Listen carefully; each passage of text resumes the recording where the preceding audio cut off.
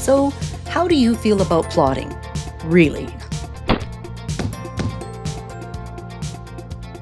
Hi, I'm Deborah Fraze. Welcome to Novel Planning Part 2.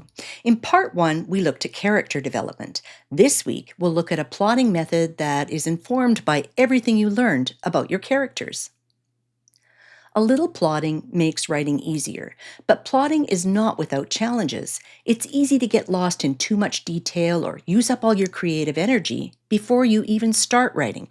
I have a few unfinished manuscripts because overplotting killed the thrill. Writing without a plot has challenges too. You can end up wandering through a vast open field of ideas without getting anywhere. I've worked with plenty of pantsers whose story was buried in so many fascinating but extraneous details that it was almost easier to start fresh than to excavate the story. A phenomenon known as the Goldilocks principle is at play here. Too much freedom leads to paralysis, while too much structure stifles innovation.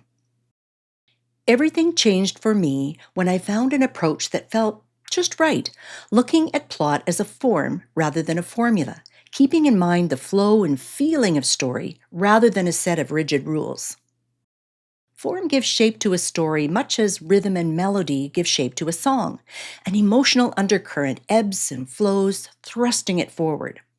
While form still involves beats or plot points, the events and character reactions that shape your story, those beats are informed by instinct and emotion above mechanics. There are plenty of plotting methods to choose from.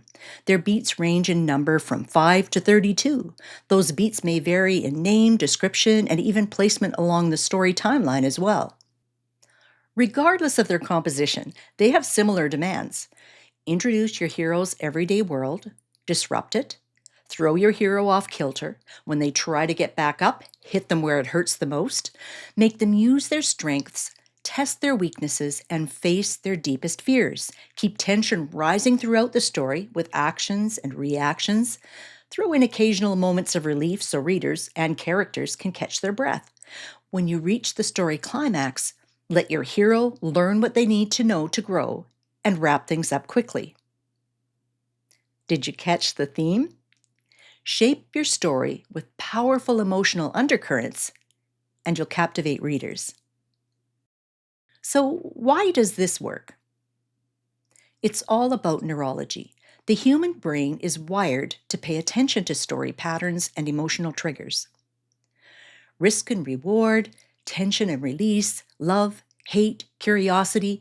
When we become deeply involved in a story, the brain releases all kinds of neurotransmitters from adrenaline and cortisol to endorphins, dopamine, and even oxytocin. Stories make us feel. Our brains are wired to learn and adapt to the world through emotional undercurrents of story. We need story. We crave story. There is so much scientific evidence around the brain and storytelling that Lisa Cron wrote a fascinating book titled Wired for Story to share how brain science applies. It's an engaging and worthwhile read. So let's look at how you can tap into reader emotion through the shape of your story. We'll use a 3-act form with 8 segments. Act 1, the beginning, consists of 2 segments or 25% of the story. It takes place in your hero's ordinary world, the one they lived in before the central conflict begins. Act 2, the middle, has 4 segments or 50% of the story. It throws your hero into an upside-down world. Everything is off kilter. It's where most of the action takes place, and it triggers character transformation. Act 3 holds the remaining 2 segments, the final 25%. Here's where all aspects of your story converge for the story resolution that places your hero in a new ordinary world, the one that results from everything they've gone through. So you can see each act takes your hero into a different world. Each segment begins with a beat that sets cause and effect in motion for the rest of that segment. So your story form begins with 8 pieces that flow from one to the next with rising tension. The intensity of each beat depends on the kind of story you're telling. While a literary novel might not have the cinematic adrenaline rush of a fantasy or a suspense novel, the same basic story form holds true. An emotional impact is still there, but it may be more contemplative or empathetic. Today, we'll run through an overview of this 8-segment form. In the next few episodes, we'll take a deeper dive into each act individually. Your story begins with beat 1, the hook. The hook grabs reader attention as quickly as possible with a glimpse of the hero and their ordinary world. That glimpse launches story setup, which lasts for the rest of the segment. Story setup answers the key questions readers have. Who is the story about? What do they want? What do they have to lose? Or, in other words, what's at stake? Who or what stands in the way? And what is this story all about? The answers to these questions come through your character's behavior, how they interact with people and situations in their ordinary world. Around the middle of Act 1, life changes with beat 2, the inciting incident. This incident disrupts your hero's everyday life and starts a series of chain reactions that propel your story forward. For the rest of the segment, your hero wrestles with the new situation, but they aren't familiar enough with it to know what to do. The pressure against them rises. That brings us to Act 2. It begins with beat 3, the first move.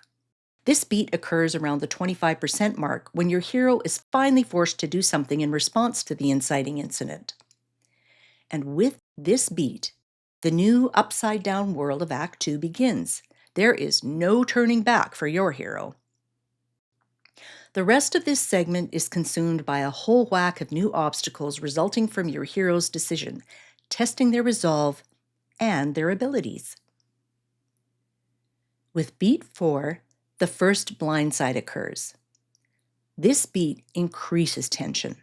As your hero dances around the new obstacles resulting from the first move, the antagonist strikes.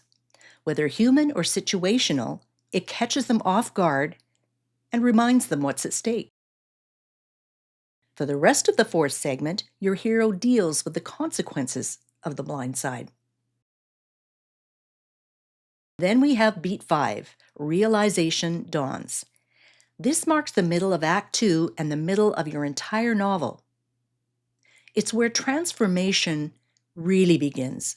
Your hero finally realizes they have to start thinking things through rather than simply reacting to whatever's going on around them. So they take a more strategic approach. For the rest of this segment, they put their strategies to work. But with beat 6, they encounter the second blindside. Just as your hero feels their strategy is gaining traction, the antagonist strikes again. This blow is even more devastating than the first blindside. The dominoes begin to tumble. The 3rd act begins at roughly the 75% mark with beat 7. All is lost. Your hero is at the lowest moment of the entire story as this act begins because of the blindside. They struggle with impending doom. But the situation shifts with an event that opens your hero's eyes. It might be the result of a new situation, or perhaps one of their allies says something that flips the switch. They realize the only way forward is to face their deepest fears and give it one more try. For the rest of this segment, they prepare for that one more try and beat 8, the final showdown. With beat 8, your hero confronts the antagonist for the last time in the most dramatic moments of your entire story. After the showdown, the story quickly draws to a close. Any remaining loose ends are tied up, and your hero reflects on their growth. Win or lose that showdown, they've learned something important. The 8th segment concludes with a glimpse of your hero adjusting to their new state of normal, the new world they live in as a result of their journey. These 8 segments create a solid story form through twists and turns, rising tension, and your characters' reactions. That points back to who your characters are and the need to know them well. If you lean into the emotional resonance of story and think of the beats as guideposts rather than rigid requirements, plotting starts to feel a little less formulaic. More complex plotting methods are worth studying to deepen your understanding of story form, but you don't need them to write your novel. They could complicate your planning process if you're used to writing by the seat of your pants, or you know you have a tendency to get lost in details. They might also make things a little tougher if you're writing a novel for the first time. These 8 segments are really all you need. Plotting can be a little like putting a puzzle together. So start with whatever pieces you have and determine how the other pieces might fit as you go. To fill in any gaps in your vision, try more brainstorming. Play with your story's possibilities. Trust your intuition will help you find connections you need. Feel your way through. Remember, this is your starting point. All your ideas will continue to expand as you write, and some things are likely to shift no matter how much planning you do. So hold the process lightly. If one of your beats changes as you write, go back to your plot outline. Does that change mean anything else has to shift? It's kind of like Google Maps. If you want to take a route other than the one it suggests, you drag a point on the map to a new position. Then you take a look to see what moves because of it and what remains the same. You were born with intrinsic story sensibilities. Your brain is wired that way. Hone your innate skills through reading and experimentation, and keep listening to your intuition. Plotting and planning does not mean you're setting your story in stone, but it clarifies direction and gives your story shape. To start plotting your story, check out the show notes. The beats we discussed are listed there. In the next episode, we'll take a closer look at the objectives of Act 1. To show how it works, I'll draw examples from a few different novels. We'll look at The Hunger Games by Suzanne Collins, Lessons in Chemistry by Bonnie Garmis, and The Kite Runner by Khaled Hosseini. Thank you so much for taking time out of your busy schedule to join me today.